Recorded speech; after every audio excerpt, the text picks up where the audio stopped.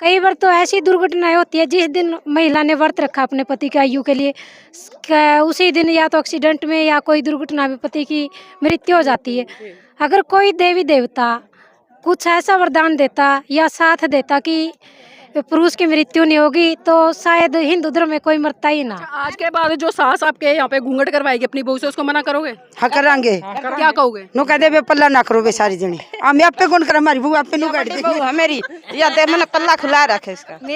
मेरी सास है, ये भी कभी मेरे को ये नहीं बोलती भी घूंघट करके चल, अपने आप इतना रखते हैं, लेकिन हमारे को कभी। नमस्कार, आप देख रहे हैं एनबी न्यूज़ 24x7 नीलम बोध के साथ। और साथियों, आज है हम हरियाणा के फतेहाबाद दहमान गांव में, जहां पर कि आज बाबा साहब की 133वीं जयंती बड़ी धूमधाम से मनाई गई। इसी के साथ साथ में राष्ट्रपिता ज्योतिबा फूले जी की जयंती भी संयुक्त रूप से यहां पर मनाई गई। और यहां पर तमाम गाँव की महिलाएं जुटी, युवा जुटे, और आज की जो युवा पीढ़ी है वो भी इस कार्यक्रम में पूरी तरह से भागीदारी सुनिश्चित करते नजर आए। और आप देख सकते हैं काफ़ी गर्मी है, धूप भी है, चिलचिलाती धूप में भी सुबह से लेकर और अब शाम के 5 बजने वाले हैं शायद, अब तक महिलाएं लगातार इस कार्यक्रम में डटी हुई है। ये पहली बार मैंने देखा है कि जब महिलाएं इतनी तन्मयता से कार्यक्रम को सुन रही है, क्योंकि सुबह से लेकर अब तक बाबा साहब के विचारों पर जोर शोर से यहाँ पर चिंतन मनन चल रहा था। तमाम वक्ताओं ने अपनी अपनी बातें रखी, तमाम वक्ताओं ने कुछ नाराजगी भी जताई, क्योंकि कई साल से कार्यक्रम हो रहा है, लेकिन जिस स्तर पर बदलाव होना चाहिए था उस स्तर पर अभी बदलाव देखने को भारत देश में खासकर महिलाओं के संदर्भ में नहीं मिल रहा है। इसी कड़ी में मेरे साथ में कुछ महिलाएं हैं जिन्होंने अपने जीवन में बहुत बदलाव भी किया और कहीं ना कहीं समाज के लिए एक प्रेरणा स्रोत बनकर भी उभरी हैं। तो कुछ ऐसी ही महिलाओं से बात करेंगे और आज के कार्यक्रम पर भी चर्चा करेंगे कि आखिर इस तरह के कार्यक्रमों से वो क्या सीख लेती है। आपका नाम क्या है? गीतू। गीतू जी, जानना चाहूंगी, आप मंच पर कुछ वक्तव्य रख रहे थे, बड़ा भावुक हो गए थे, तो क्या बता रहे थे दर्शकों को? मैं बता रही थी भी मेरी पोस्टिंग हुई है जैसे पीजीटी इकोनॉमिक्स लेक्चरर की पोस्ट पे। मैंने यहाँ तक पहुँचने में बहुत ज़्यादा संघर्ष किया है, और इस गांव की मैं शायद हमारे समाज की पहली बहू रही होगी जिसने घूंघट खोला है शादी के बाद। पहले तो मेरे को भी बोला जाता था कि घूंघट नहीं खोलना है, समाज में ऐसे अच्छा नहीं लगेगा, बड़े जनों के सामने ऐसे जाओगे बुरा लगेगा। लेकिन मैंने उनको समझाया और समझाने की कोशिश कर भी रही हूँ कि घूंघट खोलना अच्छी बात है, घूंघट में रहना कोई अच्छी बात नहीं है। आप दब के रह जाओगे, अपने विचारों को एक दूसरे के सामने प्रस्तुत नहीं कर पाओगे। अगर आपने अपना हक लेना है तो उसके लिए घूंघट भी खोलना पड़ेगा और बोलना भी पड़ेगा, शिक्षित भी होना पड़ेगा। बाबा साहब अम्बेडकर जी ने भी बोला है, शिक्षा उस शेरनी का दूध है, जो इसे पिएगा वो दहाड़ेगा। इसलिए मैं समाज की समस्त महिलाओं को कहना चाह रही हूँ, अगर आप खुद अनपढ़ रह गए तो कोई बात नहीं, अपनी बच्चियों को पढ़ाइए, अपनी बहुओं को पढ़ाइए और इन्हें आगे बढ़ाइए। जी बिल्कुल, देखिए बहुत बड़ी बात है कि शिक्षा शेरनी का वो दूध है जिसको जो जितना पिएगा उतना दहाड़ेगा। और जीता जागता उदाहरण हमारे साथ में है बहन जी, जिस तरह से इन्होंने चरितार्थ किया है और इन्होंने एक घटनाक्रम अपने जीवन से जुड़ा हुआ मंच पर साझा किया था। मैं तमाम दर्शकों को बताती चलूँ कि जिस उम्र में कहीं ना कहीं युवा लड़कियां होती है वो यौवन पर ध्यान देती है, अपनी सुंदरता पर ध्यान देती है, अच्छे कपड़े पहनने पर ध्यान देती है, मेकअप पर ध्यान देती है, लेकिन बहन ने उन सभी चीज़ों पर ध्यान ना देकर बल्कि शिक्षा की तरफ वो बढ़ी और उन्होंने पूरा का पूरा ध्यान शिक्षा पर केंद्रित किया। और उसी का नतीजा है कि आज वो इकोनॉमिक्स की लेक्चर आ रहा है। ये बहुत बड़ी बात है गाँव के लिए और खासकर इस देश की बहन बेटियों के लिए कि जो समय उनका शिक्षा ग्रहण करने का होता है उस समय को वो शिक्षा में व्यतीत करें, ना कि अन्य बातों में व्यतीत करें। तो अपने जैसी बहन बेटियों को, खासकर आने वाली पीढ़ियों को क्या संदेश देना चाहेंगी?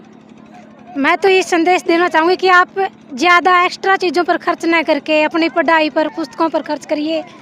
मैंने भी अपने जीवन में ज़्यादा महंगे कपड़े कभी नहीं खरीदे, ज़्यादा महंगे कभी जूते प्रयोग नहीं किए, और जो महिलाएं साज श्रृंगार करती हो तो मैंने ना के बराबर ही किया है। मैंने अपना ज़्यादातर रुपया और अपने परिवार वालों का रुपया पढ़ाई के क्षेत्र में ही खर्च किया है, चाहे वो किताबें खरीदना हो या फॉर्म फिल करना हो या फिर कोई भी पढ़ाई से संबंधित कुछ भी आवश्यकता होती थी, मैं उस बचाए हुए रुपये का प्रयोग करती थी। तो क्या लगता है आज इतना संघर्ष करके आप यहाँ तक पहुँची है, नौकरी तक हासिल किया, तो इसके पीछे किसका श्रेय मानती हैं?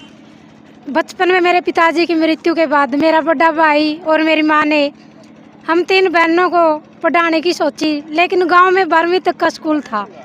12वीं तक तो मेरे जैसे कि परिवार में और भी बुजुर्ग होते हैं, ताऊ है, ताऊ के बेटे हैं, उन्होंने बोला चलो कोई नहीं, गांव में स्कूल है, पढ़ लेगी। लेकिन जब हमने बीए में फतेहाबाद MM कॉलेज में दाखिला लिया तो मेरे ताऊ जी के लड़के मना कर रहे थे कि बेटियां शायद गलत रास्ते पर चल पड़े या फिर कोई ऐसा काम करे कि हम नज़रें न उठा पाएँ समाज में। तो हमने उसी टाइम अपने भाइयों को, ताऊ जी के लड़कों को समझाया कि हम कुछ ऐसा काम करेंगे कि आप नज़रें उठाओगे और बोलेगे कि ये हमारी बहन है, इसने ऐसा काम किया पढ़ के, जो कि हर समाज की महिलाओं को करना चाहिए। जी तो और जी कुछ मैं ये भी सोच रही थी भी हमारे समाज में, जैसे कि जब हमने +2 की थी उस टाइम तो पढ़ाई का इतना दौर ही नहीं था। 2007 में मेरी 10वीं है और 2009 में मेरी 12th पास है। उस टाइम गांव तक तो सीमित थी शिक्षा, बट शहरों में भेजना पसंद नहीं कर रहे थे कि उनको ये भी डर था कि हमारी बहू बेटियां गलत रास्ते पर जा सकती है या कोई कुकृत्य कर सकती है। जब हमने गांव में पहली बार एडमिशन लिया था उस साल तो लड़कियों ने 2 या 3 लड़कियों ने एडमिशन लिया था। अगले साल ही देखा देखी कम से कम 50% लड़कियां जो 12th क्लास में पास हुई थी उन्होंने भी हमारे साथ जाने की सोची और बाहर पढ़ने का निर्णय लिया। तो बाबा साहब का कितना योगदान मानते हैं अपने जीवन में और खासकर इस सफलता में? बाबा साहब का सबसे ज़्यादा योगदान रहा है। अगर बाबा साहब महिलाओं के लिए कुछ ऐसा कानून ना लिखते तो शायद हमें पढ़ने की परमिशन भी ना मिलती और हम यहाँ तक भी नहीं पहुँचते। बाबा साहब ने महिलाओं को 50% आरक्षण दिया है। किसी भी क्षेत्र में महिलाएं जॉब कर सकती है, पढ़ सकती है, कोई भी बिजनेस कर सकती है। ऐसा नहीं है कि किसी भी क्षेत्र में महिलाएं अपना कार्य करना चाहे और ना कर पाए। उसके लिए कानून आपके साथ है, आप चाहो वो कार्य कर सकती हो। जी बिल्कुल, देखिए बाबा साहब का बहुत बड़ा योगदान है और भारत देश की प्रत्येक महिला के जीवन में, अगर मैं कहूँ सुबह से जो दिनचर्या शुरू होती है और सोने तक जो दिनचर्या चलती है, कहीं ना कहीं परम पूज्य बाबा साहब की देन है। यहाँ पर तमाम महिलाएं मेरे साथ में हैं, उनसे भी जानने का प्रयास करेंगे। नाम क्या आपका? मेरा नाम ज्योति है। ज्योति जी, जानना चाहूँगी आपके गांव में खासकर हम देख रहे हैं घूंघट प्रथा बहुत ज़ोर शोर से आज भी बरकरार है। तमाम वक्ता यहाँ पर आते हैं, घूंघट पर खासकर फोकस करते हैं, तो क्या लगता है कब तक इस घूंघट प्रथा को छोड़ पाएंगे? देखो, सबका तो मैं नहीं कह सकती, लेकिन मैं एक एजुकेटेड फैमिली से हूँ और मैं खुद एजुकेटेड हूँ। गवर्नमेंट जॉब तो देखो कभी भी मैं थोड़ी और तैयारी करूँगी तो तभी होएगी, लेकिन मेरी फैमिली की तरफ से मेरे को पूरा सपोर्ट है, यहाँ मायके की साइड से भी और ससुराल की साइड से भी। मतलब घूंघट नहीं करते घूंघट वगैरह का हमारे घर में कोई अच्छा, जो महिलाएं घूंघट करती है तो उन लोगों को आप समझाते नहीं हो? मेरी सास है, ये भी कभी मेरे को ये नहीं बोलती भी घूंघट करके चल, अपने आप इतना रखते हैं, लेकिन हमारे को कभी। तो देखिए यहाँ पर बहुत बड़ा उदाहरण क्रिएट है। इधर सास खड़ी हैं, इधर बहू खड़ी है। बहू को आप देख सकते हो क्योंकि आज के युग की सोच है उनके अंदर, पढ़ी लिखी समझदार है, और ये कहीं ना कहीं घर की जो अन्य महिलाएं उनको भी श्रेय जाता है। भले वो घूंघट प्रथा में रही, लेकिन आज अपने घर की बहुओं को कहीं ना कहीं घूंघट जैसी प्रथाओं से आज़ाद कर रही हैं। माता जी एक बात बताओ, आपने खुद घूंघट कर रखा है, नहीं इनका घूंघट भी गड़वाएंगे, बहू से घूंघट नहीं करवा रखा, ऐसा क्यों? तो मैं शुरू तय कौन कर, हम तो खोल दे सही बात जी जी, शुरू तय कौन खोल दे। नहीं घूंघट ना करने में बुराई क्या है ये बताओ? घूंघट करने में तो बहुत सारी बुराई है। अब आपने घूंघट खोला, कम से कम मैंने पहचान तो लिया। अगर आप ऐसे घूंघट में रहती, कहीं मिलती तो मैं तो पहचानती भी नहीं आपको। कुछ तो बोलो, कुछ तो बोलो। क्या बोलूं? नहीं, कुछ भी बोलो। मतलब घूंघट करने से परेशानी होती है ना? वैसे परेशानी तो भर के करा भी। देखिए परेशानी होती है फिर भी घूंघट करती है। आ जाओ माता जी, भागो मत। ना शर्म आती गुड़िया। शर्म किस चीज की? नाम बताओ पहले तो। है नाम तो मेरा तीजो है जी। पहले घूंघट उखाड़ो। हमारे बुढ़ा बुढ़िया बूढ़े खड़े भाई गुड़िया। देखो बूढ़े, अच्छा बूढ़ों ने घूंघट क्यों नहीं कर रखा फिर? फिर क्या करा भी हमारी मर्जी। नहीं, बूढ़ों से भी घूंघट करवाओ ना फिर भाई, शर्म तो दोनों की है ना, या तो पुरुष सही, की भी या है तो और सही। महिला की भी है। हाँ, सही। तो महिलाएं घूंघट क्यों करे? करना चाहिए, हमारा तो रिवाज हो रहा है जी। नहीं, रिवाज तो बहुत सारे। क्या करा शुरू तो हो रहा है जी। अच्छा माता जी एक बात बताओ आप। हाँ, जी, देखो आज की बहुएं हैं, पढ़ी लिखी हैं, समझदार ये हैं, तो सही जी। अगर हम घूंघट करके उसमें से गालियां देते रहे वो सही है, या घूंघट ना करके नहीं, ये सास तो ससुर की बड़ी- सेवा करे, मान हाँ। सम्मान करे, वो सही यह है? तो बढ़िया बात को हो जी। यह तो कह रही है तो घर की बहुओं से घूंघट करवाओगे अब? ना, हमारी तो कोई करती नहीं है फिर है। अच्छा नहीं करती यदि हमारी नहीं फिर है तो आराम करना पड़ रहा है हमारे देवर जेठ। तो देखिए ये भी कहीं ना कहीं एक बहुत बड़ी क्रांति है कि भले घूंघट में है, लेकिन आज अपने घर की जो बहुएं हैं उनसे घूंघट नहीं करवा रही हैं। ये भी एक तरह से कहीं ना कहीं हम देख सकते हैं कि परिवर्तन है और एक तरह से क्रांति है। बहू है, या बड़ी बहू है मेरी, या दे मैंने पल्ला खुला रखे इसका है। हमारे सामने नहीं, सच बता रहे, हमारे सामने खुलवाया। मेरे को खुला रखा पल्ला, मेरे सास सुनो कैसे तो पल्ला ना करे और मैं तो जान के करूँ। तो देखिए महिलाएं इसकी सुन इसकी या नुका इसके बयान ले, अबे मेरे बयान के फिर तू भी खोल मूला हमारे दोनों के ले बयान। आमी कौन बे बहुआ ना नुका भी तम पल्ला कर लो, नाम याद कर दे बस, हम भी कौन कहा। अच्छा, आज के बाद जो सास आपके यहाँ पे घूंघट करवाएगी अपनी बहू से, उसको मना करोगे? हाँ करांगे। क्या कहोगे? नु कह दे बे पल्ला ना करो बे सारी जनी, हम आप पे कौन कर, हमारी बहू आप पे नु गाड़ देंगे। तो देखिए ये भी कहीं ना कहीं कर ले जागी मारू तेने बता देगी। चलिए बहुत अच्छी बात है। और माता जी खड़ी, माता जी इधर आ जाओ। नाम क्या है? के कड़ा बेटी।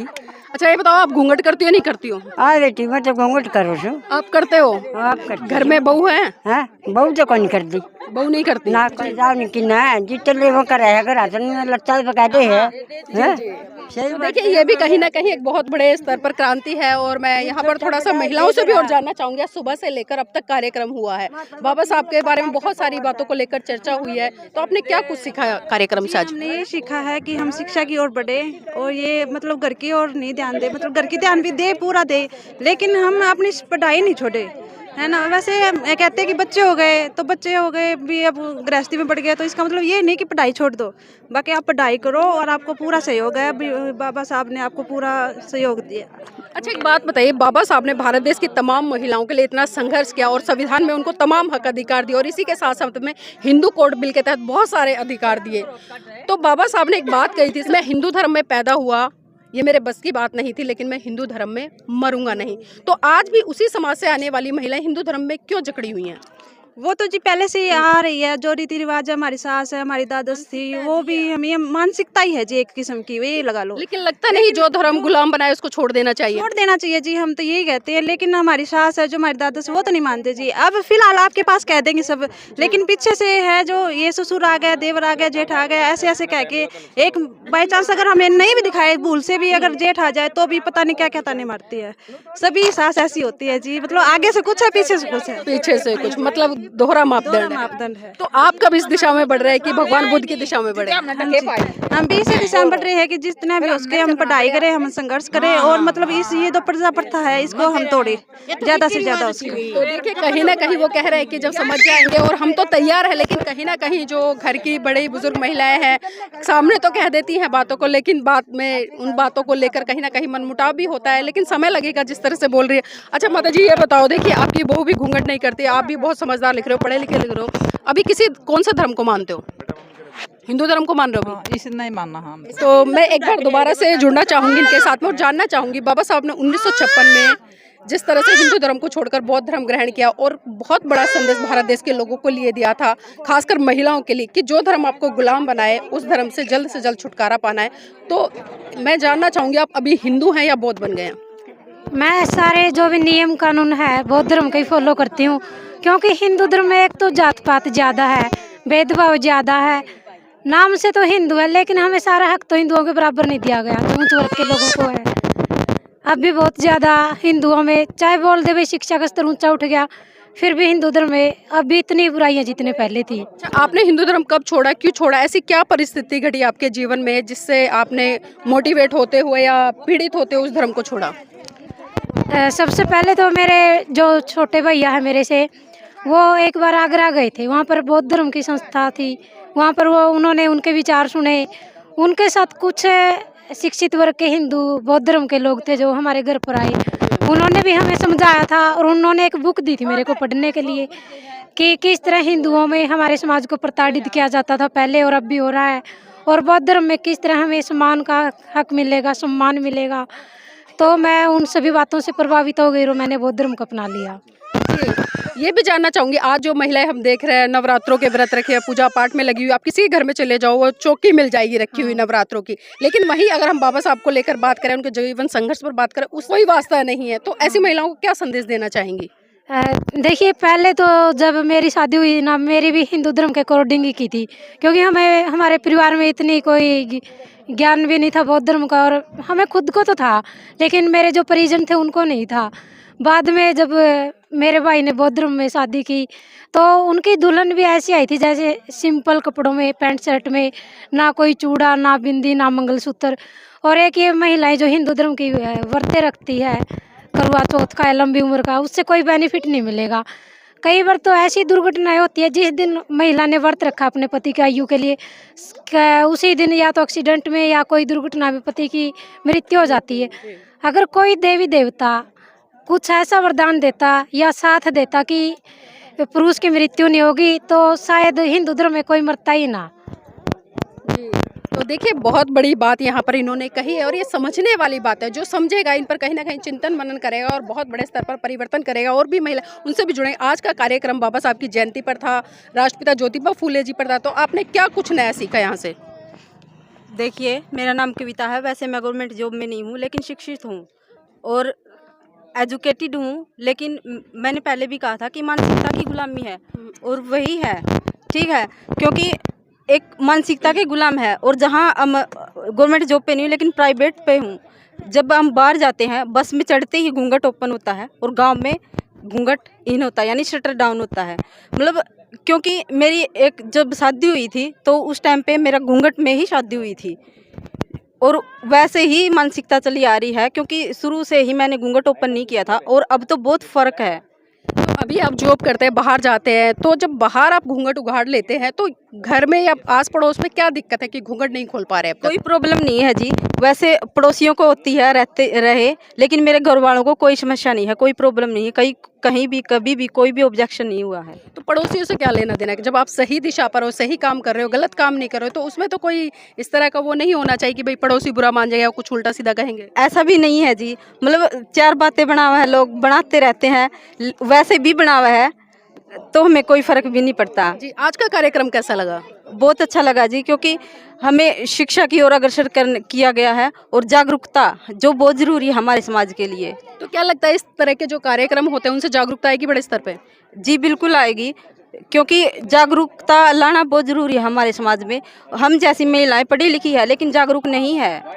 जी, तो देखिए बहुत बड़ी बात यहाँ पर निकल कर आई और खासकर मैंने तमाम महिलाओं से बात किया, चाहे घूंघट की बात करूँ या परंपराओं की बात करूँ या चित्त की बात करूँ, क्योंकि कहा है कि जो मन है, मन ही सभी प्रवृत्तियों का अगवा है। सारी चीज़ें कहीं ना कहीं आज मन में स्थापित है और एक डर भी है, चाहे समाज का हो या परिवार का हो या परंपराओं का हो।